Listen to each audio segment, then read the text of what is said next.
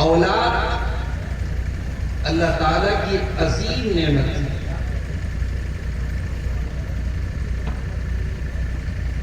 اولاد کتنی عظیم نعمت ہے اس کا اندازہ اس کو دیکھ کر کے لگا سکتے ہیں یا اس سے پوچھ سکتے ہیں جو اولاد کی نعمت سے محروم ہے. اس ماں سے پوچھ سکتے ہیں جو کسی بچے کو گود لینے کے لیے مچلتی ہے. اس باپ سے آپ پوچھ سکتے ہیں جس کے ہاتھ ترستے ہوں گے وہ کسی بچے کے کہ انگلیوں کو پکڑو. یہ اولاد اللہ تعالیٰ کی عظیم نعمت ہے اور اللہ تعالیٰ نے اس نعمت کا بطور نعمت ذکر بھی کیا ہوا ہے. وَاللَّهُ جَعَلَ لَكُم مِّنْ أَنفُسِكُمْ أَزْوَاجًا وَجَعَلَ لَكُم مِّنْ أَزْوَاجِكُمْ بَنِينَ وَحَفَدًا. قرآن کریم کے 14ویں پارے میں اللہ نے وَاللَّهُ جَعَلَ لَكُم مِّنْ أَنفُسِكُمْ أَزْوَاجًا. اللہ تعالیٰ نے تمہارے لیے تمہاری بیویوں کو بنایا, تمہاری بیویوں کو پیدا کیا. وَجَعَلَ لَكُم مِّنْ أَزْوَاجِكُمْ بَنِينَ وَحَفَدًا, اور تمہاری بیویوں سے تمہیں بیٹے اور پوتے عطا فرمائے. تو بیٹوں اور پوتوں کا ذکر اللہ تعالیٰ نے بطور نعمت کیا ہے. اور یہ اولاد اس کو اللہ نے دنیا کی زینت قرار دیا. اگر دنیا کے اندر سے مال اور اولاد کو نکال دیا جائے, دنیا بلیک اینڈ وائٹ ہو جائے, دنیا کا رنگ اتر جائے. المال والبنون زینت الحیات الدنیا, المال والبنون زینت الحیات الدنیا والباقیات الصالحات خیر عند ربک ثوابا وخیر املا. اللہ نے فرمایا کہ مال اور اولاد تمہاری دنیا کی زندگی کی زینت ہے, خوبصورتی ہے, اٹریکشن ہے, آکرشن ہے. دنیا کی زندگی میں رونق ہے مال سے اور بچوں سے, اولاد سے. تو اولاد نعمت بھی ہے, اولاد زینت بھی ہے. اور قرآن یہ بھی کہتا ہے کہ اولاد فتنہ بھی ہے. انما اموالکم واولادکم فتنہ, میرے بندو تمہارا مال تمہارے لیے فتنہ ہے. مال بہت بڑی نعمت ہے لیکن تم نے غلط استعمال کیا, تم نے ناجائز طریقے سے استعمال کیا, تم نے غلط طریقے سے استعمال کیا تو مال تمہارے لیے فتنہ ہے. اولاد بہت بڑی نعمت ہے, بڑھاپے کا سہارا ہے, تمہاری آنکھوں کی ٹھنڈک ہے. لیکن اگر یہی اولاد تمہاری تربیت نہ کرنے کی وجہ سے, تمہاری توجہ نہ دینے کی وجہ سے بے دین ہو جائے, اسلام سے ہٹ جائے, اللہ کے دین سے نکل جائے, تو یہی اولاد تمہارے لیے بہت بڑا فتنہ بھی بن سکتی ہے. اللہ نے اولاد کو نعمت بھی کہا اور اللہ نے اولاد کو فتنہ بھی کہا. جمعہ کے دن آپ جمعہ کی نماز میں کبھی کبھی دوسری رکعت میں سورہ منافقون کی تلاوت بھی سنتے ہوں. سورہ منافقون میں اللہ تعالیٰ نے اولاد کا ذکر کر کے کہا کہ کہیں اولاد تم کو اللہ کے ذکر سے غافل نہ کرے. یا ایھا الذین آمنوا لا تلھکم اموالکم ولا اولادکم عن ذکر اللہ. اے ایمان والو, تمہارا مال تمہیں اللہ کے ذکر سے غافل نہ کر دے اور تمہاری اولاد تم کو اللہ کے ذکر سے دور نہ کر دے. کہیں ایسا نہ ہو کہ اولاد کے چکر میں پڑھ کر کے, اولاد کی محبت میں پڑھ کر کے تم اللہ کو بھول جاؤ, اللہ کے ذکر سے غافل ہو جاؤ, نماز سے غافل ہو. تو اولاد میرے بھائیوں یہ اللہ کی بڑی عظیم نعمت ہے اور انسان کو بڑی محبوب ہوتی ہے. اپنی اولاد, انسان اپنی اولاد سے محبت کرتا ہے. اور اسی لیے اللہ تعالیٰ نے جب دنیا کی محبوب چیزوں کا ذکر کیا, جن چیزوں کی محبت انسان کے دل میں ڈال دی گئی ہے, اس میں اولاد کا ذکر کیا. زُيِّنَ لِلنَّاسِ حُبُّ الشَّهَوَاتِ مِنَ النِّسَاءِ وَالْبَنِينَ, لوگوں کے دل کے اندر محبت پیدا کر دی دی گئی ہے، خواہش ڈال دی گئی ہے، اور ان چیزوں میں سب سے پہلے اللہ نے عورت کا ذکر کیا، والبنین، اور اولاد کا ذکر کیا۔ اولاد کی محبت انسان کے دل میں ڈال دی، فطری طور پر، نیچرل طور پر انسان اپنی اولاد سے محبت۔ کوئی ایسا باپ شاید ہی آپ کو ملے، کوئی ایسی ماں شاید ہی ملے جو اپنی اولاد سے محبت نہ کرتی۔ یہ محبت یہ بے اختیار ہے میرے بھائی، یہ قدرتی محبت ہے، اللہ نے محبت ڈال دی۔ اور کبھی کبھی یہ محبت انسان کو غلط راستے پر بھی لے کے چلی جاتی ہے۔ اولاد کی محبت میں، اولاد کے فیوچر کے لیے، اولاد کے بھوشیہ کے لیے انسان ناجائز طریقے اپناتا ہے، غلط طریقے اپناتا ہے، حرام پیسے کماتا ہے۔ تو یہ اولاد ہمارے کندھے پر بہت بڑی ذمہ داری ہے۔ اللہ کے پیارے نبی فرماتے ہیں، صحیح بخاری اور صحیح مسلم کی روایت ہے، کل مولود یولد علی الفطرہ، ہر بچہ جب دنیا میں پیدا ہوتا ہے تو اسلام کے اوپر پیدا ہوتا ہے، فطرت کے اوپر پیدا ہوتا ہے۔ فَأَبَوَاهُ يُحَوِّدَانِهِ وَيُنَصِّرَانِهِ وَيُمَجِّسَانِهِ، اس کے ماں باپ کی تربیت اس کو یہودی بناتی ہے، اس کے ماں باپ کی تربیت اس کو عیسائی بناتی ہے، اس کے ماں باپ کے اثر سے وہ مجوسی بنتا ہے۔ بچہ پیدا ہوا توحید پر، بچہ پیدا ہوا اسلام پر، ماں باپ نے یہودی بنایا، ماں باپ نے عیسائی بنایا، ماں باپ نے مجوسی بنایا، ورنہ بچے کا جو نیچرل دین ہے وہ اسلام۔ بچہ پیدا ہوا ہے اپنے رب کی توحید پر۔ اس حدیث میں دو باتیں قابل غور ہیں۔ ایک تو جو لوگ یہ سمجھتے ہیں کہ اسلام 1400 سال پرانا دین ہے، یہ غلط فہمی لوگ اپنے دل و دماغ سے نکال دیں، ہم بھی نکال دیں، اور ہمارے غیر مسلم بھائیوں کے یہاں جو یہ دھارنا پھیلا دی گئی، یہ غلط فہمی پھیلا دی گئی، اس کو دور کریں۔ اسلام کوئی 1400 سال پرانا دین ہے۔ اسلام تمام نبیوں کا دین ہے میرے بھائی۔ اس دنیا کے پہلے انسان حضرت آدم کا دین ہے اسلام، اور نیچرل دین ہے اسلام۔ اسلام کی جو تعلیم ہے وہ نیچر کے اندر، انسان کی فطرت کے اندر ڈالتی ہے۔ بچہ پیدا ہوتا ہے اس دین کے، بچہ شرک کے ساتھ پیدا نہیں ہوتا، بچہ رب کی توحید کے ساتھ پیدا ہوتا ہے۔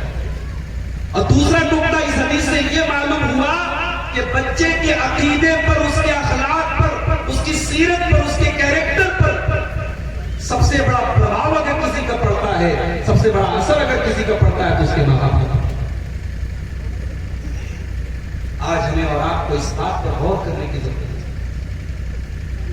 ہمیں سے جو لوگ اولاد والے ہیں انہیں غور کرنے کی ضرورت ہے کہ وہ اپنے بچوں کی تربیت کے لیے کیا کریں۔ کسی اسکول میں ہم نے ایڈمیشن کرا دیا، ہوگی تربیت؟ بچیوں کو ہم نے ہائر ایجوکیشن دے دی، اعلیٰ تعلیم دے دی، ہوگی تربیت؟ تربیت یہ نہیں ہے میرے بھائی۔ تربیت یہ ہے کہ آپ اپنے بچے کو دین کی بنیادی باتیں سکھانے کے لیے، اسلام کی بنیادی باتیں سکھانے کے لیے ٹائم نکالیں، جو کہ ہمارے پاس نہیں ہے۔ آج اتنے لوگ یہاں بیٹھے ہیں، ذرا ہم سب اپنے اپنے دل پر ہاتھ رکھ کر کے بتائیں کہ اپنے بچوں کی تربیت کے لیے کتنا وقت نکالتے ہیں۔ بچہ چھوٹا ہوتا ہے تو ہم یہ سوچ کر کے نظر انداز کرتے ہیں کہ تو چھوٹا ہے، اور بڑا ہو جاتا ہے تو پھر ہم یہ کہتے ہیں آپ کا بڑا ہو گیا، ہمارے کنٹرول میں۔ بچوں کو ماں باپ بچپن میں جو چیزیں بتا دیتے ہیں، ان کے دماغ میں ڈال دیتے ہیں، تا عمر ان کی زندگی میں لگی رہتی ہے۔ میں پروگرام میں شولہ کو گیا، مہاراشٹر میں ایک جگہ ہے شولہ، ایک صاحب جماعت کے ہمارے بزرگ تھے، ملاقات ہوئی، انہوں نے بتایا ان کا 4 سال کا پوتا ہے، وہ دادا کے ساتھ روزانہ سوتا ہے، اور دادا کا معمول ہے کہ رات میں دادا سونے کے پہلے سورہ ملک کی تلاوت ہے۔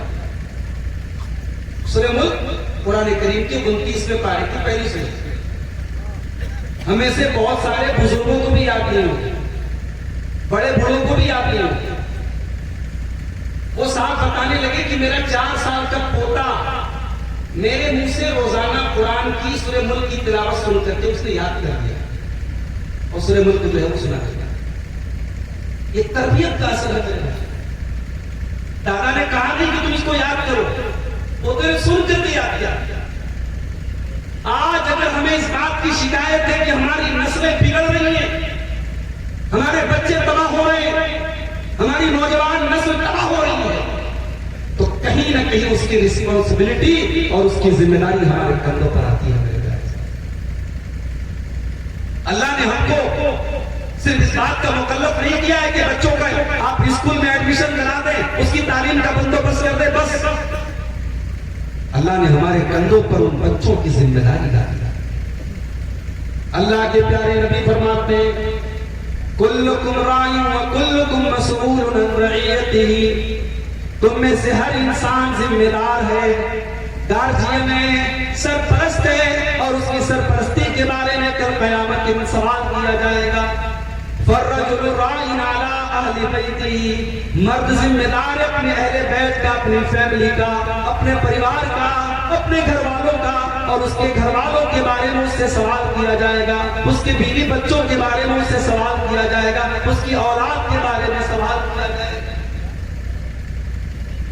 اس حدیث کو سنا آپ نے، اس کو پریکٹیکل سوچیے. میرے بھائی آج کتنے لوگ ہیں تہجد گزار ہیں اور بیٹیاں کیا کیا کر رہی ہیں، 5 ٹائم کے نمازی ہیں اور بیٹے کیا کیا کر رہے ہیں.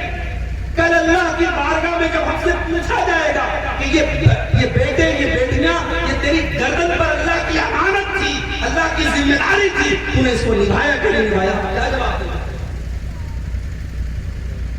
اولاد کا سکھ ہر شادی شدہ انسان چاہتا ہے کہ مجھے اولاد ہو. ہر شادی شدہ انسان کی خواہش ہوتی ہے مجھے اولاد کا سکھ نصیب ہو، مگر یہ سکھ اپنے ساتھ ساتھ بڑی ذمہ داری لے کر کے آتا ہے. اللہ کے حساب دینا پڑے گا. اور اولاد کی تربیت کا معاملہ تو اتنا اہم ہے کہ اسلام تو یہ تعلیم دیتا ہے کہ ابھی اولاد دنیا میں آئی نہیں ہے، ابھی آپ کی شادی بھی نہیں ہوئی ہے، آپ کی ماں آپ کے لیے رشتہ دیکھنے جا رہی ہے. اسلام کہتا ہے کہ تمہاری آنے والی نسلیں اور تمہاری اولاد کے حقوق کا پہلا اسٹیپ تو یہیں سے شروع ہو جاتا ہے. تمہارے لیے تمہاری جو شریک حیات تلاش کی جا رہی ہے، جو بیوی تلاش کی جا رہی ہے، کیا دیکھا جا رہا ہے اس کا؟ ہمارے یہاں کیا دیکھا جاتا ہے؟ برادری دیکھی جاتی ہے، اسٹیٹس دیکھا جاتا ہے، کتنا جہیز ملے گا، کتنا مال ملے گا، یہ دیکھا جاتا ہے. ہمارے برابر کے لوگ ہیں کہ نہیں، یہ دیکھا جاتا ہے. گھر مکان کیسا ہے، یہ دیکھا جاتا ہے. لڑکی کس قدر خوبصورت ہے، یہ دیکھا جاتا ہے. اور آخر میں اگر کچھ گنجائش باقی بچی ہو تو ہم دینداری کریں. یہی تو ہے میرے لیے ہمارے سماج میں. ہم دینداری کو سب سے آخر میں دیکھتے ہیں، ہم باقی ساری چیزوں کو مقدم رکھتے ہیں، دینداری کو بالکل آخر میں رکھتے ہیں. کیا یہی تعلیم ہمارے نبی؟ اللہ کے پیارے نبی جناب محمد رسول اللہ صلی اللہ علیہ وسلم فرماتے ہیں تنکح المرأة لأربع لمالها ولحسبها ولجمالها ولدينها فاظفر بذات الدين. جب عورت کا نکاح ہوتا ہے، جب عورت کی شادی ہوتی ہے تو 4 چیزیں عورت کے اندر دیکھی جاتی ہیں. مال دیکھا جاتا ہے، خوبصورتی دیکھی جاتی ہے، خاندان دیکھا جاتا ہے، اور دینداری دیکھی جاتی ہے.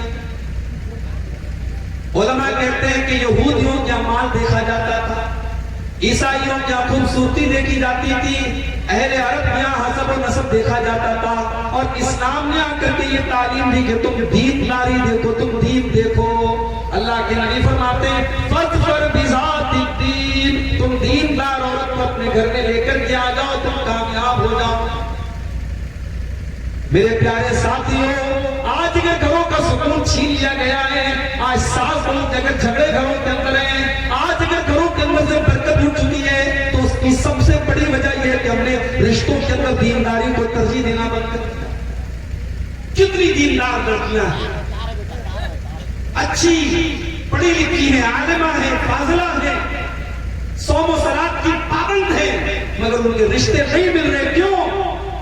کیونکہ رشتہ تلاش کرنے والے ان کے باپ کا مکان تھے. رشتہ تلاش کرنے والے یہ دیکھ رہے ہیں جہیز کہتے کیسے باپ. کیا یہ المیہ نہیں ہے سماج کا؟ ہم بڑے پڑھ کے اپنے آپ میں یہ حدیث کہتے ہیں، قرآن و حدیث پر چلنے کا دعویٰ کرتے ہیں، اور ہماری سماج کی یہ حقیقت ہے کہ سچائی ہے. ہماری شادیاں بغیر جہیز کے، ہمارے رشتے کی بنیاد ذات پات اور برادری، حسب و نسب اور دولت اور اسٹیٹس پر ہے. دینداری کو کون ترجیح دیتا ہے؟ اولاد کی تربیت یہاں سے شروع ہوتی ہے. آپ پیری اپنے گھر میں، آپ کے گھر میں آپ کی ہونے والی جو پیری، جو آپ کے ہونے والے بچوں کی ماں ہوگی، وہ کیسی ہے؟ وہ دیندار ہے کہ نہیں؟ وہ صوم و صلات کی پابند ہے کہ نہیں؟ وہ رب کی توحید پر چلنے والی ہے کہ نہیں؟ یہ شروعات ہے اور تربیت ہے. اور جب ایک نیک اور دیندار عورت گھر میں آتی ہے، وہ گھر کو جنت بنا دیتی ہے. ایک نیک عورت سے بڑی دنیا کے اندر کوئی دولت نہیں. اللہ کے پیارے نبی فرماتے ہیں، الدنیا کلھا متاع وخیر متاع الدنیا المرأۃ الصالحہ. دنیا کی سب سے قیمتی دولت نیک عورت ہے. حضرت عمر فاروق نے اللہ کے نبی سے پوچھا، اے اللہ کے نبی، من ای المال نتخذ، ہم کون سے مال کو اسٹور کریں، ہم کون سے مال کو خزانہ بنائیں، ہم کون سی چیز کو اپنے گھر میں اکٹھا کریں؟ اللہ کے پیارے نبی نے فرمایا، قلبا شاکرا لیتخذ احدکم قلبا شاکرا ولسانا ذاکرا وزوجة مؤمنة تعینہ علی امر الاخرہ. اے عمر بن خطاب، اگر تمہیں کسی چیز کو اسٹور کرنا ہے، کسی چیز کو اگر خزانہ بنانا ہے، تین چیزوں کو تم خزانہ بنا لو. قلبا شاکرا، اپنے سینے کے اندر ایک ایسا دل پیدا کرو جو اللہ کا شکر ادا کرنے والا ہو. ولسانا ذاکرا، اور اپنے منہ کے اندر ایسی زبان پیدا کرو جو اللہ کا ذکر کرنے والی ہو. وزوجة مؤمنة تعینہ علی امر الاخرہ، اور ایسی عورت کو اپنی بیوی بنا کے لاؤ جو آخرت کے کاموں میں تمہاری مدد کرے. ہمارے نوجوان بھائی جن کی شادی نہیں ہوئی ہے، وہ یہ پروپوزل اپنے گھر میں رکھے. وہ اس حدیث پر آ رہا ہے کہ خوبصورتی اور دنیاوی مال و اسباب یہ ہمارے لیے اہمیت نہیں رکھتے. ہمارے رشتے میں آپ دینداری دیکھیے. ہمارے لیے آپ جو رشتہ تلاش کریں، دیندار عورت کو لائیں. آپ صوم و صلات کی پابند عورت. تو تربیت اولاد کا معاملہ یہاں سے شادی ہو گئی، آپ بیوی سے ملنے جا رہے ہیں. اسلام یہاں پر بھی آپ کو حکم دیتا ہے کہ آپ نیک اولاد کے حصول کی اللہ سے دعا کریں، اور بیوی سے ملاقات کے پہلے اپنی دعا پڑھیں، بسم اللہ اللہم جنبنا الشیطان وجنب الشیطان ما رزقتنا، کہ اے اللہ تو ہمیں شیطان سے دور رکھ، اور ہمیں جو اولاد تو عطا کرے اسے بھی تو شیطان سے دور. اب اس کے بعد اللہ نے اپنی توفیق سے آپ کو اولاد دی ہے، تو اس اولاد کے، اس بچے کے پیدا ہونے کے بعد اب وہ بچہ چاہے لڑکا ہو چاہے لڑکی، ہمارے یہ بھی بڑا مسئلہ ہے. اچھے خاصے دیندار گھرانوں کا مسئلہ ہے. لڑکے کی پیدائش پر بڑی خوشی ہے، اور لڑکی کی پیدائش پر ایسا لگ رہا ہے کہ گھر میں ماتم چھایا ہے. لڑکے کی پیدائش پر مٹھائی بانٹی جا رہی ہے، اور لڑکی کی پیدائش پر چہرہ اترا ہوا ہے. کسی نے پوچھا تو بڑی دبی زبان کا کہ ہاں لڑکی نہیں. یہ تو 1400 سال پرانی دور جاہلیت کی یہ تصویر ہے میرے بھائی، کہ ان کے گھر میں جب بچیاں پیدا ہوتی تھی اسلام کے پہلے تو ان کا چہرہ اتر جاتا. قرآن کریم نے نقشہ کھینچا، وَإِذَا بُشِّرَ أَحَدُهُم بِالْأُنثَىٰ ظَلَّ وَجْهُهُ مُسْوَدًّا وَهُوَ كَظِيمٌ. جب ان کے گھر میں بیٹی کی پیدائش ہوتی ہے، جب بیٹی کی خبر سنائی جاتی ہے تو باپ کا چہرہ کالا پڑ جاتا ہے. يَتَوَارَىٰ مِنَ الْقَوْمِ مِن سُوءِ مَا بُشِّرَ بِهِ، وہ اپنی قوم سے اپنا چہرہ چھپاتا ہے. أَيُمْسِكُهُ عَلَىٰ هُونٍ أَمْ يَدُسُّهُ فِي التُّرَابِ. پریشان ہو جاتا ہے وہ باپ کہ اگر بیٹی کی پرورش کروں گا تو سماج میں ذلیل ہونا پڑے گا، اور دوسرا راستہ یہ ہے کہ میں بیٹی کو اپنی ہاتھوں میں دفن کر دوں، زندہ کر دوں۔ تو بیٹی کی پیدائش پر اگر آپ کے دل کے کسی کونے میں اگر اداسی ہے، اگر غم ہے، اگر افسوس ہے، تو آپ یقین کیجیے آپ کا ایمان کمزور، آپ کا ایمان کمزور ہے، آپ کے دین کے اندر کمزوری ہے، اس لیے کہ میرے نبی نے بیٹیوں کو رحمت قرار دیا ہے، اور بیٹے اور بیٹی کی پیدائش میں کوئی تفریق نہیں ہونی چاہیے۔ جو تفریق شریعت میں ثابت ہے، بیٹا پیدا ہوا آپ عقیقہ کریں تو 2 جانور لے لیں، بیٹی پیدا ہوئی 1 جانور کا عقیقہ کریں، یہ تفریق تو شریعت سے ثابت ہے۔ مگر آپ کے دل میں اگر بیٹی کی پیدائش پر خوشی نہیں ہے تو یہ ایمان کی کمزوری ہے۔ اللہ کے پیارے نبی فرماتے ہیں من ابتلی من هذه البنات بشيء كن له سترا من النار، جن کو اللہ تعالیٰ بیٹی دے کر کے آزمائے، جس کا امتحان اللہ تعالیٰ بیٹی کو دے کر کے کرے اور اس امتحان میں وہ کھرا اتر جائے، كن له سترا من النار، تو وہ بیٹیاں اپنے ماں باپ کو جہنم کی آگ سے بچانے کا کام کریں۔ امتحان کو ہے بیٹے کے، نازک ہوتی ہیں یہ عورتیں، نازک ہوتی ہیں یہ لڑکیاں۔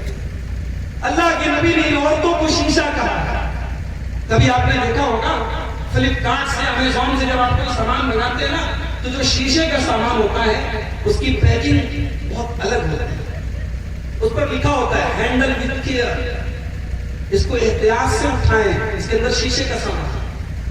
اللہ کے نبی صلی اللہ علیہ وسلم جب قافلہ جاتا تھا اور عورتوں کا کہ جب سواریاں جاتی تھی تو اللہ کے نبی سواری کو لے جانے والے سے کہتے تھے رویدم بالقواریر، رویدم بالقواریر، آہستہ آہستہ لے کے جاؤ، یہ شیشے ہیں، یہ آپ گینے ہیں، یہ نازک عورتیں ہیں، تم ان کو اطمینان سے لے کے جاؤ۔ عورتیں نازک ہوتی ہیں بھائی، بیٹیاں نازک ہوتی ہیں، ان کی پرورش ایک امتحان ہوتی ہے۔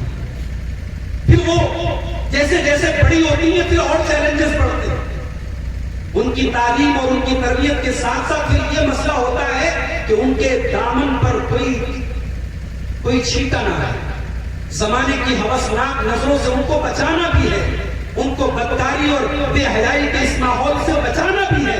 یہ بہت بڑا چیلنج ہوتا ہے ایک ماں کے لیے، باپ کے لیے۔ اللہ کے نبی نے اس کو امتحان کہا، حقیقت میں یہ ایک امتحان ہے۔ اور پھر اس سے بھی بڑا امتحان یہ ہوتا ہے کہ اس بیٹی کو جس کو باپ نے محبتوں سے پالا تھا، جس کو ماں نے لاڈ سے پالا تھا، اس بیٹی کو کسی کے بھروسے ودا کر دیا، ایک اجنبی کے، جس کے بارے میں ہم نے صرف لوگوں سے جانا ہے۔ کوئی آدمی رشتہ لگاتا ہے اپنی بیٹی کا تو ٹھیک ہے، تحقیق کرتا ہے، جانچ پڑتال کرتا ہے، مگر حقیقت میں وہ انسان ہوتا تو ہمارے لیے اجنبی ہوتا ہے، ایک اجنبی کے حوالے کر دیا جاتا ہے اللہ اور اس کے رسول کے کلام کی بنیاد پر، اللہ کے کلمہ کی بنیاد پر، اللہ کی شریعت کے حکم کی بنیاد پر اپنی بیٹی کو اس کے حوالے کر دیا جاتا ہے۔ یہ ایک باپ اور ایک ماں کے لیے بہت بڑا چیلنج ہوتا ہے میرے بھائی، یہ بہت بڑا امتحان ہے۔ اللہ کے نبی نے بیٹی کی پرورش کو امتحان کہا۔ ہمارے شیخ سرفراز صاحب ابھی خطاب کریں گے جہیز پر، میں ان کے موضوع میں دخل نہیں دوں گا، آپ اس میں اس پہلو پر بھی آپ غور کریں۔ جہیز کی ڈیمانڈ کرنے والا اس باپ کے دل کو ٹھیس پہنچاتا ہے جس باپ نے اپنی زندگی بھر کی کمائی تیرے حوالے کی، جس باپ نے اپنی لاڈ پیار سے پالی ہوئی پرورش کی ہوئی بیٹی تیرے حوالے کی ہے، تو اس سے جہیز مانگ رہا ہے، یہ تو اس کے دل کو ٹھیس پہنچا رہا ہے، اس کی عزت اس کو کچل رہا ہے۔ تو بیٹی کی پرورش اللہ کے نبی نے کہا امتحان۔ اور اگر کسی کو 2 بیٹیاں ہو جائیں، 3 بیٹیاں ہو جائیں، دنیا کہتی ہے صاحب اس کے ذمہ تو بڑا بوال ہے، 3 بیٹیوں کا باپ ہے، 2 بیٹیوں کا باپ، یہ بوال نہیں ہے، یہ مصیبت نہیں ہے، یہ تیرے لیے جنت کا ٹکٹ لے کے آئی ہے۔ من عال جاریتین حتی تبلغا جاء یوم القیامت انا وہو کہاتین۔ اللہ کے نبی فرماتے ہیں، صحیح مسلم کی روایت ہے، جس نے 2 بیٹیوں کی پرورش کی، جس کو اللہ نے 2 بیٹیاں دے دی اور اس نے 2 بیٹیوں کی پرورش کی، یہاں تک کہ وہ بیٹیاں بالغ ہو گئیں، یہاں تک کہ وہ بیٹیاں بالغ ہو گئیں اور اس نے صحیح طریقے سے ان کی پرورش کی، اللہ کے نبی اپنی 2 انگلیوں سے اشارہ کر کے فرماتے ہیں کہ وہ انسان قیامت کے دن اس طریقے سے آئے گا جیسے یہ دونوں انگلیاں ہیں، وہ قیامت کے دن میرے ساتھ جنت میں اس طریقے سے رہے گا جیسے یہ دونوں انگلیاں ایک دوسرے سے ملی ہوئی اٹیچ ہیں. اس کا کمرہ، اس کا روم، اس کا جنت میں اس کا رہنے کا مکان جناب محمد رسول اللہ صلی اللہ علیہ وسلم سے اٹیچ ہوگا. وہ نبی کے ساتھ رہے گا، اسے جنت میں نبی کی رفاقت ملے.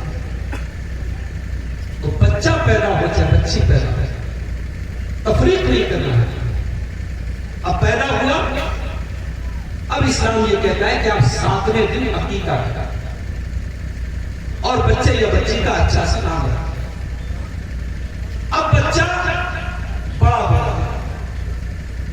سال بھر کا ہوا، 2 سال کا ہوا، باتیں بولنے لگا، کلمات اور الفاظ زبان سے نکالنے لگا، امی کو امی کہنے لگا، ابو کو ابو کہنے لگا.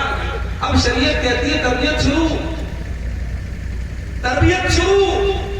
ایسا نہیں ہے کہ 3 سال کا بچہ ہے تو آپ یہ سوچ کر کے نظر انداز کر رہے صاحب یہ 3 سال کا بچہ ہے، ابھی تو بڑا معصوم ہے. اس 3 سال کے بچے کو بھی بتاؤ حلال کیا ہے حرام.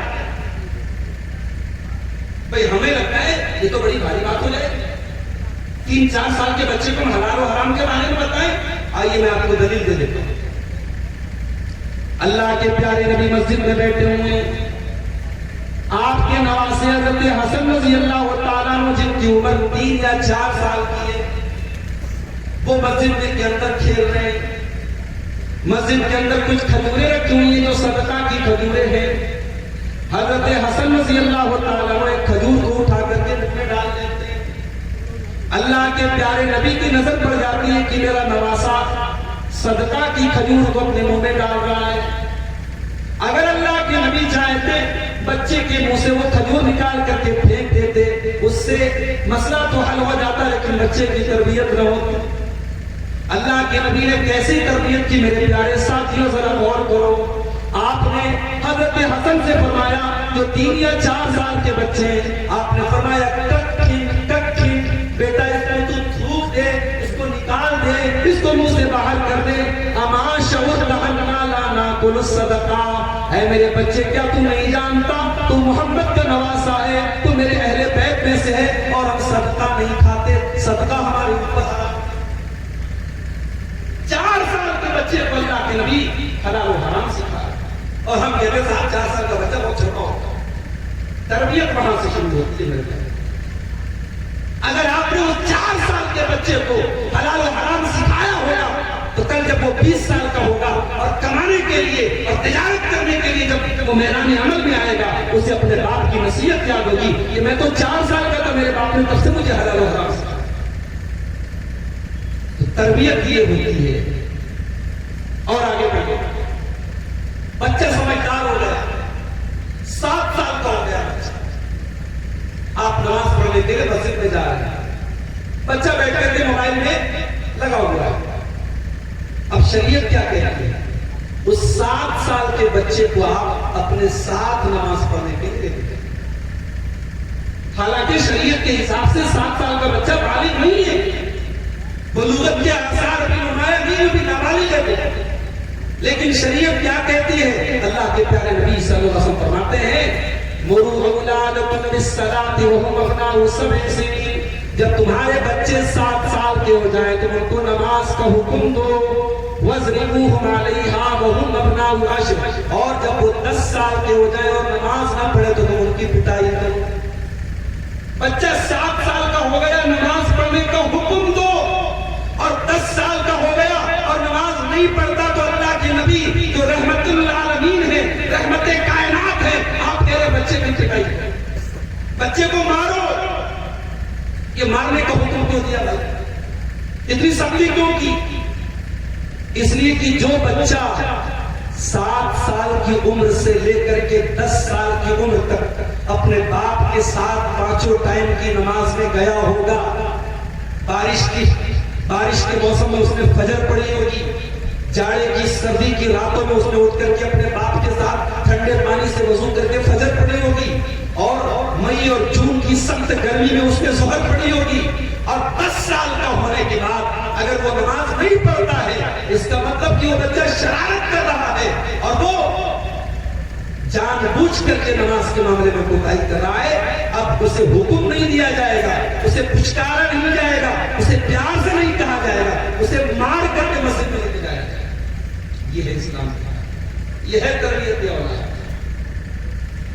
اور آگے بڑھیے، بچہ آپ کا بڑا ہو رہا ہے، گرو اپ کر رہا ہے، ہائی اسکول اس نے پاس کر لیا، انٹر کر لیا اس نے، آپ بہت خوش ہیں، میرا بچہ انٹر کر رہا ہے، میڈیکل کی لائن میں ڈالوں گا، انجینئر بناؤں گا، بہت اچھی بات ہے۔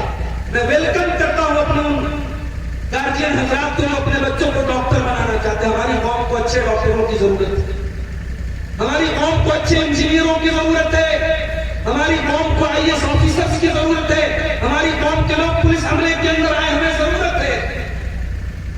مگر ہمیں ایسے آفیسرز کی ضرورت نہیں ہے جو کسی عہدے پر بیٹھے اور وہاں بیٹھ کر کے وہ رشوت لے۔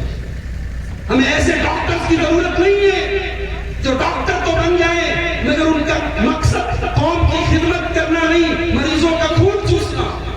ہمیں ایسے وکیلوں کی ضرورت نہیں ہے جن کا مقصد لوگوں کی قانونی مدد کرنا نہیں، لوگوں کی جیب سے صرف پیسہ نکالنا۔ اور یہ چیز کیسے ہوتی ہے؟ جب آپ اپنے بچے کو دینی تعلیم دیتے ہیں، اس کو رب کی توحید سکھائیں گے، اس کو اسلام سکھائیں گے، اس کے دل میں اللہ کا ڈر پیدا کریں گے۔ آج وہ چیز ہم نہیں کر پا رہے۔ قرآن کریم میں اللہ تعالیٰ نے حضرت لقمان کا ذکر کیا۔ ہمارے علماء بیٹھے ہیں، حضرت لقمان کون تھے؟ علامہ ابن کثیر لکھتے ہیں کہ حضرت لقمان ایک حکیم آدمی تھے، حکمت والے انسان تھے، کوئی نبی نہیں تھے، کوئی پیغمبر نہیں تھے، ایک حکمت والے انسان تھے، مگر اللہ نے قرآن نے ان کے نام پر پوری ایک سورت نازل کر دی، اور انہوں نے اپنے بچے کو جو نصیحتیں کی تھی اللہ نے ان کی نصیحتوں کو قرآن میں بیان کیا۔ وَلَقَدْ آتَيْنَا لُقْمَانَ الْحِكْمَةَ أَنِ اشْكُرْ لِلَّهِ۔ اللہ نے فرمایا کہ ہم نے لقمان کو حکمت عطا فرمائی تھی۔ حکمت وزڈم، سوجھ بوجھ، فیصلہ لینے کی صحیح صلاحیت، یہ حکمت جو ہوتی ہے بہت کم لوگوں کو نصیب ہوتی ہے۔ اللہ تعالیٰ نے حضرت لقمان کو حکمت عطا فرمائی۔ اب اس حکمت کا ایک سیمپل یہ ہے، کہ نمونہ یہ ہے کہ حضرت لقمان اپنے بچے کو نصیحت کرتے۔ وَإِذْ قَالَ لُقْمَانُ لِابْنِهِ وَهُوَ يَعِظُهُ يَا بُنَيَّ لَا تُشْرِكْ بِاللَّهِ إِنَّ الشِّرْكَ لَظُلْمٌ عَظِيمٌ۔ یاد کرو جب حضرت لقمان اپنے بچے کو نصیحت کر رہے تھے، سمجھا رہے تھے۔ دیکھیے سمجھا رہے تھے، نصیحت کر رہے تھے، اس میں سبق یہ ہے کہ تربیت کا پہلا اسٹیپ سمجھانا ہونا چاہیے۔ اگر باپ اپنا معمول بنانے کے بچے سے ہمیشہ غصہ ہو کر کے بات کرے گا، جھڑک کر کے بات کرے گا، ڈانٹ کر کے بات کرے گا، ہو سکتا ہے بچہ بات مان لے، آپ کے ڈر سے آپ کی بات مان لے، مگر یہ تربیت نہیں ہے۔ آپ اس سے بات منوا تو لیں گے، اس کے دل پر اثر نہیں ڈال سکتے۔ دل پر اثر آپ کی نصیحت ڈالے گی، دل پر اثر آپ کی پیار سے کہی بات ڈالے گی۔ آج کتنے باپ ہیں جو بڑے فخر سے کہتے ہیں کہ میرا بیٹا، میری بیوی میرے سامنے کھڑے نہیں ہو سکتے، میرے بیٹے کی مجال نہیں ہے کہ میرے سامنے بات کر سکتے۔ میں کہتا ہوں یہ باپ کی خوبی نہیں، باپ کا بہت بڑا عیب ہے۔ اگر باپ یہ کہتا ہے کہ صاحب میرا بیٹا مجھ سے ہاتھ ملا کے بات نہیں کر سکتا، میرے سامنے کھڑا نہیں ہو سکتا، یہ کوئی خوبی کی بات نہیں، یہ عیب ہے۔ آپ کا بیٹا اتنا فرینک آپ کے ساتھ ہونا چاہیے کہ وہ آپ سے اپنے دل کی بات کر سکے، اور آپ اسے کوئی بات سمجھائیں تو وہ سمجھ سکے۔ باپ بیٹے کا رشتہ ایسا نہیں ہونا چاہیے کہ آپ باس ہیں اور وہ غلام ہیں۔ باپ بیٹے کے رشتے میں ایک اپنائیت ہونی چاہیے، محبت ہونی چاہیے۔ آج مسئلہ یہ ہے میرے بھائی، آج ہمارے پاس اپنے بچوں کے لیے ٹائم نہیں۔ باپ دن بھر کام کر کے گھر میں آتا ہے، بچے سو چکے ہیں، بیوی اپنا الگ موبائل میں لگی ہے، باپ اپنا الگ موبائل میں لگا ہے۔ صبح بچے اسکول چلے گئے، باپ جب تک اٹھا بچے گئے۔ آج ہمارے بچوں کو موبائل پال رہا ہے، معاف کیجیے ہم نہیں پال رہے۔ آج ہمارے جیتے جی ہمارے بچے یتیم ہو چکے ہیں، باپ کے جیتے جی بیٹا یتیم ہے، کیونکہ بیٹے کا باپ کا پیار بیٹے बेटे को नहीं मिल रहा है, माँ की मोहब्बतें बेटे को नहीं मिल रही। और अरबी का एक शायर बड़ी सच्ची बात कहता है, लैसल यतीमु मन इंतहा अबवाहु मिन हम्मिल हयाती व खल्लफाहु जलीला। यतीम वो नहीं है जिसके माँ बाप उसे दुनिया में छोड़ के चले जाए। यतीम वो नहीं है जिसकी माँ उसे छोड़ के चली जाए, जिसका बाप उसे दागे मुफारकत दे दे। इन्नल यतीम हुवल्लज़ी तल्क़ा लहू उम्मन तखल्लत औ अबन मशगूला। यतीम तो वो है जिसकी माँ के पास उसके लिए टाइम न हो, जिसके बाप के पास उसके लिए फुर्सत हो। अपने बच्चों के लिए टाइम निकालो मेरे भाई। जितने भी बिजी हैं आप, जितना भी बड़ा कारोबार है आपका, अपने बच्चों के साथ स्पेंड करने के लिए आधा घंटा ही सही निकालो। एक आधा घंटा आपकी जिंदगी में ऐसा होना चाहिए जहां आपके और आपके बच्चे के बीच में मोबाइल ना आए, यूट्यूब ना आए। आप हो और आपका बच्चा हो और आप उसे कुछ कहें और आपका बच्चा आपकी बात सुने। ये बड़े दर्द के साथ मैं ये बात कह रहा हूं, क्योंकि आज जो डिजिटल जो लाइफ हमारी हो चुकी है, सोशल मीडिया के जो हम एक तरीके से उसके नशे के शिकार हो चुके हैं। आज माँ बाप के पास बच्चों के लिए टाइम नहीं है। और ये जो बच्चे चिड़चिड़े हो रहे हैं, ये जो बच्चे ड्रग्स ले रहे हैं, ये बच्चे जो नशे के आदी हो रहे हैं, इस पर अगर आप गौर करेंगे, इसमें बहुत बड़ी जो वजह है, आज वालिदैन और बच्चों के बीच में गैपिंग बढ़ रही है, फासला बढ़ रहा है। इस फासले को दूर करने की जरूरत है। अपने बच्चों को करीब करो। आज बहुत सारी बच्चियों को जब घर से मोहब्बत नहीं मिलती, जब माँ का प्यार नहीं मिलता, जब बाप की मोहब्बत नहीं मिलती, तो कोई एक मिस कॉल, कोई एक मैसेज, कोई व्हाट्सएप बनाने वाली एक चैटिंग भी उसे गलत रास्ते पे लेकर चलती है। वो मोहब्बत की भूखी होती है। उसे जब घर से मोहब्बत नहीं मिलती तो मोहब्बत के नाम पर फेंका गया कोई भी जाल उसे फंसाने के लिए काफी है। अपने बच्चों को मोहब्बत को मिले। हजरत लुकमान अपने बच्चे को नसीहत कर, और नसीहत के लफ्ज में प्यार है, ममता है, बाप की मोहब्बत है। बाप अपने बड़े प्यार से अपने बच्चे से कह रहा है, या बुनैया ला तुशरिक बिल्लाह, ऐ मेरे बच्चे तू अल्लाह के साथ कभी शिर्क न करना। इन्न शिर्क लज़ुल्मुन अज़ीम, शिर्क बहुत बड़ा गुनाह है। सबसे पहली नसीहत हज़रत लुकमान क्या कर रहे हैं कि शिर्क मत करना। आज कितने कॉन्वेंट स्कूल हैं जहां मुसलमानों के बच्चों से प्रेयर पढ़ाई जाती है। मुसलमान का बच्चा स्कूल में दाखिल होते ही सबसे पहले गैरुल्लाह के बुत पर माला चढ़ाता है और गैरुल्लाह की तारीफ में वंदना करता है और गैरुल्लाह की तारीफ में कलाम पढ़ता है और शिर्किया कलमात पढ़ता है। मुसलमान लड़के और लड़कियों से ये काम बड़े शौक से कराया जाता है और मुसलमान बड़े शौक से। हम किस मुंह से कहते हैं कि आज हमारी बेटियां मुर्तद हो रही हो, किस मुंह से अफसोस की बात करते हैं। हमने अपने बच्चों को बचपन से शिर्क की धुती पिला के रखे। स्कूल में और कॉलेजों में और यूनिवर्सिटीज में हर जगह वो शिर्किया कामों और शिर्किया चीजों में लटपट है और हमने कभी आंखें नहीं खोली। अगर आज मुसलमान घर की लड़की अगर किसी गैर के साथ भाग करके मुर्तद हो गई तो ये कोई बहुत हैरत की बात नहीं है। हमने तो बुनियाद ही अपनी खराब कर दी थी। अपने बच्चों की बुनियाद को मजबूत करो। अपने बच्चों को बचपन से तौहीद सिखाओ, उन्हें बताओ कि दुनिया का सबसे बड़ा गुनाह शिर्क है। इन्न शिर्क लज़ुल्मुन अज़ीम, ये शिर्क दुनिया का सबसे बड़ा जुल्म है। ये चोरी से बड़ा गुनाह है, ये ज़िना से बड़ा गुनाह है, ये कत्ल से बड़ा गुनाह है। इससे बड़ा कोई पाप नहीं, इससे बड़ा कोई गुनाह नहीं कि अल्लाह की जात के साथ किसी को शरीक। और अहले हदीसों, हमारे और आपके ऊपर तो दोहरी जिम्मेदारी है। हम तो मुसलमानों में भी उस जमात की नुमाइंदगी करते हैं जो जमात तौहीद से पहचानी जाती है।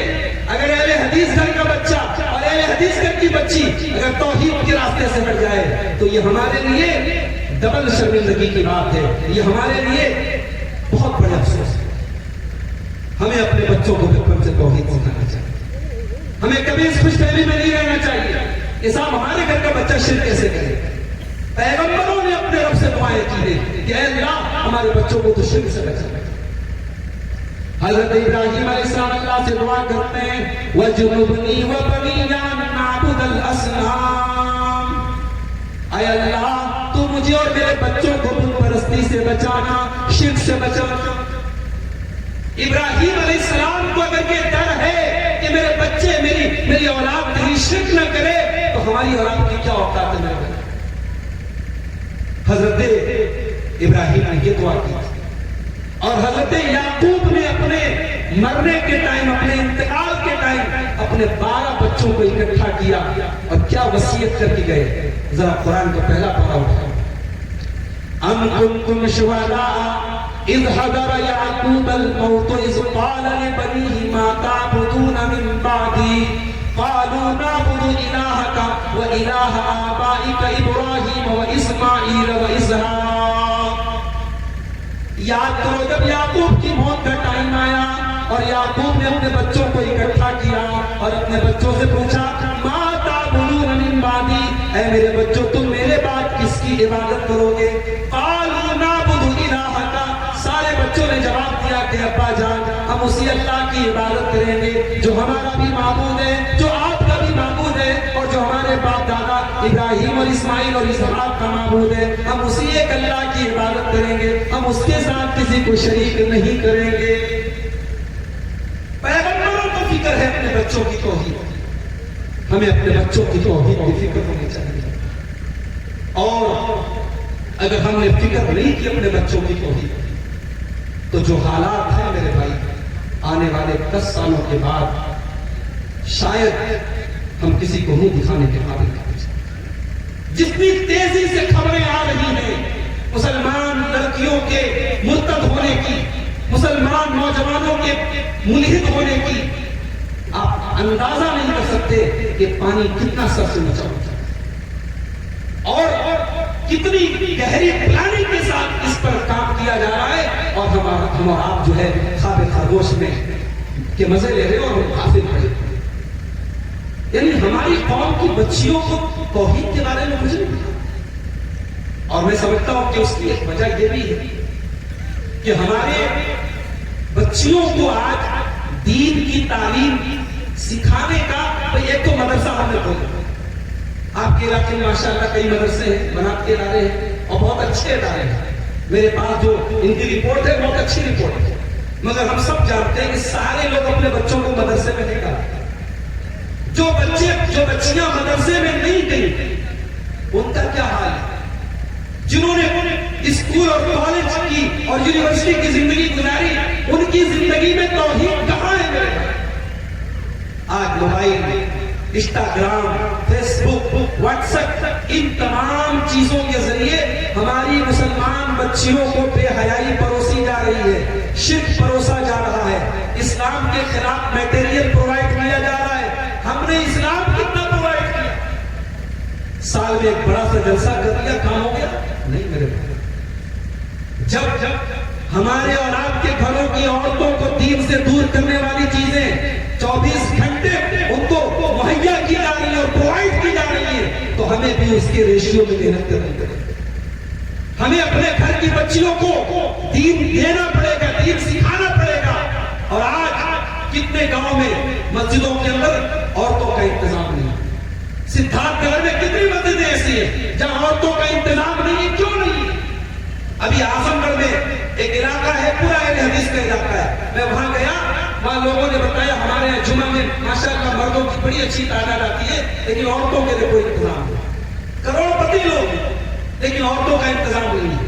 میں نے وہاں تقریر کی، میں نے کہا کہ آپ لوگ انتظام کیجیے اور عورتوں کو لے کر کے آئیے جمعہ کی نماز میں. آدھا گھنٹے کی تقریر کی عورتیں بھی سنیں.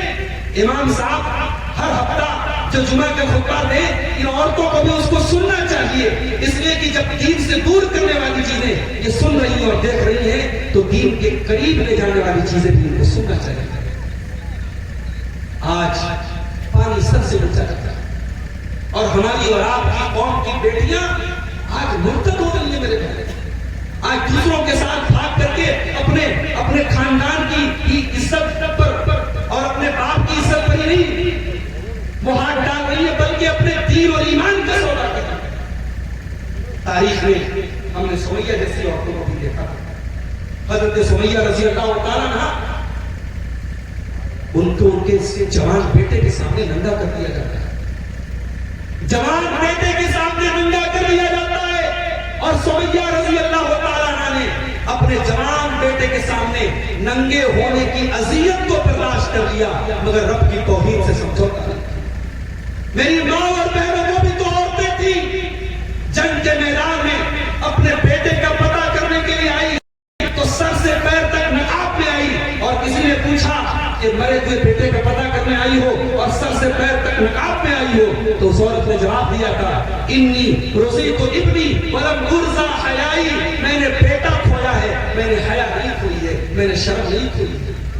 وہ بھی تو عورتیں آج ہمارے سماج سے شرم و حیا کا جنازہ نکل رہا ہے اور اس کے ذمہ دار کہیں نہ کہیں ہم اور آپ ہیں. اسکولوں اور کالجوں میں اینول فنکشن ہوتا ہے ہماری بیٹیاں ناچتی ہیں اور گاتی ہیں اور باپ بیٹھ کر کے تالی بجاتا ہے باپ ویڈیو بناتا ہے. کیا یہ بے غیرتی کی بات نہیں ہے؟ کیا یہ بے شرمی کی بات نہیں ہے؟ آج ہماری غیرت کو کیا ہو گیا میرے آج بیٹیاں بے پردہ اور نازیبا اور نامناسب لباس پہن کر کے گھر سے نکلے اور باپ کی پیشانی پر بل نہ پڑے اس کا مطلب کہ باپ دیوس ہو چکا ہے. اگر بھائی اپنی جوان بہن کو بے پردہ مارکیٹ میں گھمائے اس کا مطلب کہ بھائی دیوس ہو چکا ہے. اگر شوہر اپنے بیوی کے حسن کی نمائش کرے اس کا مطلب کہ شوہر دیوس ہو چکا ہے. اور اللہ کے پیارے نبی فرماتے ہیں کہ 3 لوگ ایسے ہوں گے کہ قیامت کے دن اللہ تبارک و تعالیٰ نہ تو ان کو دیکھے گا نہ ان سے بات چیت کرے گا نہ ان کو پاک و صاف کرے گا. وہ کون سے 3 لوگ ہوں گے؟ اللہ کے پیارے نبی صلی اللہ علیہ وسلم فرماتے ہیں العاق لوالدیہ اپنے ماں باپ کو ستانے والا اپنے ماں باپ کو دکھ دینے والا والمرأة المترجلہ اور مردوں کی کاپی کرنے والی مردوں کی نقل کرنے والی عورت والدیوس اور وہ بغیرت مرد جو اپنے گھر والوں میں بے حیائی میں برداشت کرتا. اولاد کی تربیت کا ایک تقاضا یہ بھی ہے کہ ہم اپنی بچیوں کی دینی تعلیم پر توجہ دیں. اگر اسکول میں اور کالج میں ان کو دینی تعلیم نہیں مل رہی ہم کوئی اور انتظام کریں. آج آن لائن کا زمانہ ہے ہم آن لائن ان کو دینی تعلیم دیں مگر ہماری بچیوں کی اور ہمارے بچوں کی بنیاد اتنی مضبوط ہو کہ کوئی بہروپیہ اور کوئی بھی مکار ان کے دین و ایمان کا سودا نہ کر سکے ان کو اسلام سے ہٹا نہ سکے. ہم ان کے دین و ایمان کو اتنا مضبوط کر دیں. اور خطبہ مسلمہ کے بعد جو آیت میں نے پڑھی تھی قرآن مجید کے 28ویں پارے کی آیت اور یہ آیت شاید آپ نے سینکڑوں بار سنی ہوگی آپ کو یاد ہوگی یہ آیت. اس آیت کو سنیے اور اس آیت کو سن کر کے اس آیت کے اوپر ہم سب اپنے آپ کو اپلائی کریں اپنے اوپر اس آیت کو نافذ کریں کہ یہ آیت ہم سے کیا کہتی ہے. یا ایھا الذین آمنوا قوا انفسکم واہلیکم نارا اے ایمان والو اپنے آپ کو اور اپنے گھر والوں کو جہنم کی آگ سے بچاؤ جہنم کی آگ سے بچاؤ. میرے پیارے بھائیوں ہر انسان اپنے پریوار سے محبت کرتا ہے اپنے بچوں سے پیار کرتا ہے اپنی بیٹیوں سے پیار کرتا ہے اپنی بیوی سے محبت کرتا ہے. ہم کبھی نہیں چاہیں گے ہماری بیوی آگ میں جل جائے ہم کبھی نہیں چاہیں گے ہمارے بیٹے کے ہاتھ میں کھروچ آ جائے ہم کبھی نہیں چاہیں گے ہماری بیٹیوں کے ہاتھ آگ میں جل جائیں. جب دنیا کی آگ میں اپنی فیملی کو اپنے پریوار کو ہم جلتا ہوا نہیں دیکھ سکتے. اللہ فرماتا ہے قوا انفسکم واہلیکم نارا اے ایمان والو تم جہنم کی آگ میں اپنے پریوار کو کیسے جلتا ہوا دیکھ سکتے ہو. ہمارے بچے آج جہنم کی آگ میں جل رہے ہیں ہماری بیٹیاں جہنم کی آگ میں جل رہی ہیں.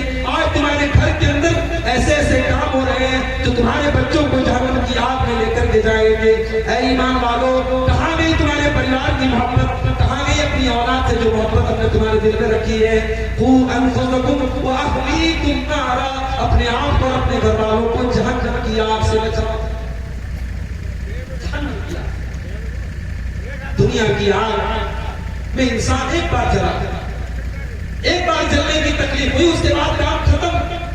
جہنم کی آگ میں تو بار بار جلایا جائے.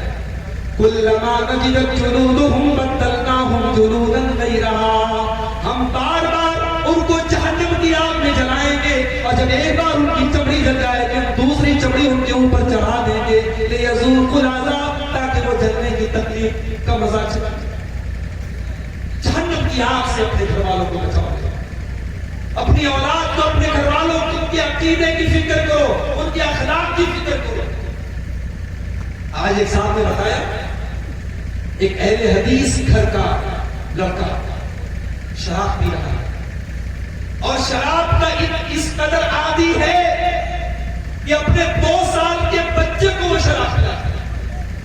یقین کیجئے مجھے سن کر کے شرم آئی، میرے دل کو چوٹ پہنچی کہ کیا ایک مسلمان اس قدر گر سکتا ہے کہ آج ایک مسلمان شراب پی رہا ہے اور اپنے 2 سال کے بچے کو شراب پلا رہا ہے۔ آج کتنی مسلمان نوجوانوں میں نشے کا کریز پڑ رہا ہے، شادی بیاہ کے موقع پر شوقیہ شراب پیتے ہیں اور بعد میں شراب کے عادی بن جاتے ہیں، ڈرگس کے عادی بن جاتے ہیں۔ میرے بھائیوں، اولاد کی تربیت کا ایک پہلو یہ بھی ہے کہ ہم اپنے بچوں کو ہمیشہ نشے سے دور رکھیں، اور باپ جب خود ان تمام چیزوں سے دور رکھے گا اپنے آپ کو تو اپنے بچوں کے لیے آئیڈیل بنے گا۔ یاد رکھو، اپنے بچوں کے لیے آپ ہیرو بنے، آپ آئیڈیل بنے۔ بیٹا سب سے پہلے اپنے باپ کی کاپی کرتا ہے، بیٹا سب سے پہلے اپنے باپ کو دیکھتا ہے۔ اگر آپ یہ چاہتے ہیں کہ آپ اپنے بچوں کی صحیح تربیت کریں تو آپ سب سے پہلے اپنی تربیت کریں۔ اگر ماں یہ چاہتی ہے کہ میری بیٹی پردہ والی بنے، حیادار بنے، شرم والی بنے، تو ماں کو چاہیے کہ وہ اپنے آپ کو باعفت بنائے، اپنے آپ کو پردے کا پابند بنائے اور اپنے آپ کو پردے کے سلسلے میں سخت۔ آئیے قرآن سے میں 2 مثالیں آپ کو دیتا ہوں کہ ماں باپ کی نیکی کا بدلہ بچوں کو ملتا ہے۔ ماں باپ اگر نیک ہیں، ماں باپ اگر صالح ہیں، ان کی نیکی کا پھل اور ان کی نیکی کا بدلہ ان کے بچوں کو ملتا ہے۔ قرآن کریم کا 16واں پارہ ہے، اللہ تعالیٰ نے حضرت موسیٰ اور حضرت خضر کا واقعہ بیان کیا۔ حضرت موسیٰ اور حضرت خضر دونوں جا رہے ہیں، دونوں کا گزر ایک بستی سے ہوا۔ بستی کے لوگ بڑے کنجوس ہیں، بڑے بخیل ہیں۔ ان لوگوں نے کھانا مانگا، بستی والوں نے کھانا نہیں کھایا، بخیل تھے، کنجوس تھے۔ اب یہ دونوں ایک دیوار کے سہارے بیٹھے ہوئے ہیں۔ فَوَجَدَ فِيهَا جِدَارًا يُرِيدُ أَن يَنقَضَّ فَأَقَامَهُ۔ حضرت خضر نے دیکھا کہ اس مکان کی دیوار گرنے والی ہے، انہوں نے کھڑے ہو کر کے سیدھا کر دیا، کھڑے ہو کر کے سیدھا کر دیا۔ حضرت موسیٰ علیہ السلام کو غصہ آیا، انہوں نے کہا یہ بخیل لوگ ہیں، کنجوس لوگ ہیں، انہوں نے ہمارے ساتھ بدتمیزی کی، ہمیں کھانا تک نہیں کھلایا اور آپ نے ان کی دیوار کو ٹھیک کر دیا۔ اگر آپ کو یہ کام کرنا ہی تھا تو کوئی اجرت طے کر لیتے، کوئی پیسہ طے کر لیتے، اس کے بعد یہ کام کرتے۔ تو حضرت خضر نے اس واقعے کی حقیقت بیان کرتے ہوئے فرمایا وہ کے باپ نے خزانہ چھپا کر کے رکھا تھا، اگر دیوار گر جاتی خزانہ گاؤں والے لوٹ لیتے، اور اللہ تعالیٰ یہ نہیں چاہتا تھا کہ ان یتیم بچوں کا خزانہ لوٹ لیا جائے۔ وَكَانَ أَبُوهُمَا صَالِحًا، ان دونوں بچوں کا باپ ایک نیک انسان تھا، اور نیک انسان کی اولاد پریشان ہو جائے، بے سہارا ہو جائے، یہ اللہ کو منظور نہیں تھا۔ اس لیے اللہ نے مجھے حکم دیا کہ میں دیوار کو صحیح کروں تاکہ کل جب وہ بچے جوان ہو جائیں تو اپنے باپ کا وہ دفنایا ہوا خزانہ حاصل کر سکیں۔ یعنی آپ اگر اپنے بچوں کے بھوشیہ کو سرکشت کرنا چاہتے ہیں، اپنے بچوں کے فیوچر کو سیکیور کرنا چاہتے ہیں، ان کا مستقبل محفوظ کرنا چاہتے ہیں، میرے بھائیوں، ہم اور آپ اپنے آپ کو نیک بنا لیں، اپنے آپ کو متقی بنا لیں، پرہیزگار بن جائیں، انشاءاللہ ہمارے بچوں کا مستقبل سیف ہوگا، ان کی دنیا بھی سمجھ جائے گی، ان کی آخرت بھی سمجھ جائے گی۔ اور یاد رکھیے، یہ چیز صرف دنیا ہی میں کام نہیں دے گی، جنت میں بھی کام دے گی۔ اگر ہم اور آپ نیک بن جائیں تو ہماری اولاد کو جنت میں بھی فائدہ ہوگا۔ اللہ نے فرمایا سورہ طور کے اندر والذین آمنوا واتبعتهم ذریتهم بإیمان الحقنا بهم ذریتهم وما ألتناهم من عملهم من شیء، جو لوگ دنیا میں ایمان والے تھے اور ان کی اولاد بھی نیک تھی، ایمان والی تھی، تو ہم ان کی اولاد کو ان کے ساتھ جنت میں ملا دیں گے۔ اگر باپ اور اولاد کے درجے میں فرق ہوگا، باپ زیادہ نیک تھا، اولاد اتنی نیک نہیں ہے، لیکن اگر باپ بھی توحید پر تھا اور بیٹا بھی توحید پر ہے، باپ بھی نیک ہے اور بیٹا بھی نیک ہے، تو بیچ میں جو گیپنگ ہوگی اللہ مٹا دے گا اور اللہ اولاد کے ساتھ ان کے ماں باپ کو ملا دے گا، تاکہ جس طریقے سے دنیا میں ایک فیملی اور ایک پریوار کی طرح ہم رہتے ہیں، ہم جنت میں بھی ایک پریوار کی طرح۔ میرے پیارے ساتھیوں، اولاد کی تربیت کے سلسلے میں یہ بہت بڑا پہلو ہے کہ ہم اور آپ اپنے آپ کو دیں۔ حضرت عبداللہ بن مسعود رضی اللہ تعالیٰ عنہ رات میں تہجد کی نماز پڑھتے ہیں، ان کا چھوٹا سا بیٹا ہے وہ سویا ہوا ہے. حضرت عبداللہ بن مسعود تہجد کی نماز کا سلام پھیرنے کے بعد اپنے بچے کی طرف دیکھتے اور کہتے ہیں من اجلک یا بنی، اے میرے بچے میں تیرے لیے اللہ کی بارگاہ میں آنسو بہا رہا ہوں، میں قیام اللیل کر رہا ہوں، میں تہجد پڑھ رہا ہوں، تیرے لیے یہ سارے عمل کر رہا ہوں. تو میرے بھائیوں، آپ اپنے بچوں کے مستقبل کے لیے، ان کی بہتر زندگی کے لیے آپ اپنے آپ کو پہلے دیندار بنائیں. جب آپ دیندار ہوں گے آپ کی دینداری کا اثر آپ کے بچوں پر پڑے گا، دنیا میں بھی وہ ان کی آپ کی دینداری کام آئے گی اور آخرت میں. اولاد کی تربیت کے سلسلے میں ایک اہم پہلو یہ بھی ہے کہ ہم اپنے بچوں کے درمیان ناانصافی نہ کریں. ہو سکتا ہے کوئی ایک بیٹا آپ کا بڑا فرمانبردار ہو، کوئی بیٹا ایسا ہو جو آپ کا نافرمان ہو، مگر شریعت آپ کو اس بات کی اجازت نہیں دیتی کہ آپ اپنی جائیداد میں، اپنی پراپرٹی میں کسی بیٹے کو محروم کریں. آج ہمارے یہاں یہ بڑی عام بات ہے، لوگ اپنے پاس بیٹوں کو جائیداد سے آگ کر دیتے ہیں، محروم کر دیتے ہیں. معاف کیجیے گا، اس بات کا آپ کو ادھیکار نہیں ہے، آپ اس بات کے لیے آتھورائز نہیں ہیں، آپ غلط کر رہے ہیں. آپ کو اپنے بچوں کے درمیان ناانصافی کرنے کا کوئی حق نہیں. اللہ کے نبی کے سامنے جب ایسا میٹر آیا کہ ایک بچے کو دیا جا رہا ہے باقی بچوں کو نہیں دیا جا رہا ہے، اللہ کے نبی نے بڑے غصے میں فرمایا لا اشهد ولا جور، میں ظلم کے اوپر گواہی نہیں دے سکتا. آپ نے صحابہ سے کہا اتقوا اللہ، اللہ سے ڈرو، واعدلوا بین اولادکم، اپنی اولاد کے درمیان عدل کرو، اپنی اولاد کے درمیان انصاف کرو. اور آخری چیز اولاد کی تربیت کے سلسلے میں میرے پیارے ساتھیوں، ہم اور آپ اگر یہ چاہتے ہیں کہ ہماری اولاد نیک ہو، ہماری اولاد ہماری فرما بردار ہو، ہماری اولاد جہنم سے بچ جائے، ہم اپنی طرف سے پوری کوشش بھی کریں اور ساتھ میں اللہ سے دعا بھی کریں. اس لیے کہ توفیق اللہ دیتا ہے، ورنہ حضرت نوح علیہ السلام جیسا نبی بھی اپنے بیٹے کو نہیں بچا سکا اور ان کی آنکھوں کے سامنے ان کا بیٹا ڈوب گیا. جب طوفان آیا حضرت نوح علیہ السلام نے اپنے بیٹے سے کہا یا بنی ارکب معنا، اے میرے بچے تو ہماری کشتی میں سوار ہو جا. بیٹے نے کہا سآوی الی جبل یعصمنی من الماء، اے ابا جان آپ میری فکر نہ کریں، میں کسی پہاڑ کے اوپر چڑھ کر کے میں پناہ لے لوں گا، پہاڑ کے اوپر چلا جاؤں گا، میں بچ جاؤں گا. حضرت نوح علیہ السلام نے فرمایا لا عاصم اليوم من امر اللہ، میرے بچے آج اللہ کے عذاب سے تجھے کوئی چیز نہیں بچا سکتی. یہ اللہ کا عذاب ہے، یہ طوفان اللہ کا عذاب ہے. میرے بچے تو پہاڑ کے اوپر بھی جا کر کے اللہ کے عذاب سے نہیں بچ سکتا. اور اس کے بعد موجوں کا ایک تھپیڑا آتا ہے اور نوح علیہ السلام کا بیٹا ان کی آنکھوں کے سامنے ڈوب جاتا ہے. تو کیا نوح علیہ السلام نے اپنے بیٹے کی تربیت میں کوئی کمی کی تھی؟ نہیں میرے بھائی، وہ تو نبی تھے. ایک نبی سے بڑا مربی، ایک نبی سے بڑا خیرخواہ کون ہو سکتا ہے؟ مگر اللہ نے نوح علیہ السلام کے اس بیٹے کے مقدر میں ہدایت سے محرومی لکھی. تو آپ اگر اپنی اولاد کی تربیت کرنا چاہتے ہیں تو آپ اپنی اولاد کے لیے دعا بھی کریں. اور قرآن میں 2-3 دعائیں ہمیں سکھائی گئی، وہ دعائیں ہم یاد کریں. ایک بڑی پیاری دعا ہے جو سورہ فرقان میں اللہ تعالیٰ نے بیان فرمائی کہ اہل ایمان اپنی اولاد کے لیے دعا کرتے ہیں ربنا هب لنا من ازواجنا وذرياتنا قرة اعين واجعلنا للمتقين اماما. پروردگار ہمارے بیوی بچوں کو ہماری آنکھوں کی ٹھنڈک بناتے اور ہمیں متقیوں کا امام بناتے. یہ دعا ہم پڑھا کریں. اسی طریقے سے ابراہیم علیہ السلام نے دعا کی رب اجعلنی مقیم الصلاۃ ومن ذریتی، اے اللہ مجھے بھی تو نماز کا پابند بنا اور میری اولاد کو بھی تو نماز کا پابند بنا. تو یہ قرآن میں جو دعائیں سکھائی گئی ہیں آپ ان دعاؤں کو بھی یاد کر سکتے ہیں اور آپ اپنی زبان میں، اپنے انداز میں، اپنے لب و لہجے میں بھی آپ اللہ سے دعا کریں کہ اللہ ہماری اولاد کو صحیح راستے پر چلنے کی توفیق دے. آپ اپنی طرف سے ان کی تربیت کی پوری کوشش کریں، ان کو صحیح تعلیم دیں، ان کو توحید سکھائیں، انہیں دین سکھائیں، انہیں اچھے اخلاق سکھائیں، ان کے دل میں اللہ کا ڈر پیدا کریں اور اس کے بعد اللہ سے دعا کرتے رہیں. میں انہی باتوں پر اتفاق کرتا ہوں چونکہ لمبا سفر کرنا ہے اور صبح میرے ساتھ ڈیوٹی کا بھی مسئلہ ہے.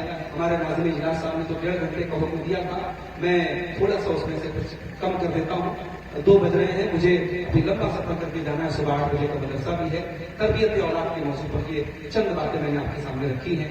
اس دعا کے ساتھ کہ اللہ تعالیٰ ہم سب کو اپنے اولاد کی تربیت کے سلسلے میں اللہ تعالیٰ ہم سب کو جو صحیح قدم ہے وہ اٹھانے کی توفیق عطا فرمائے.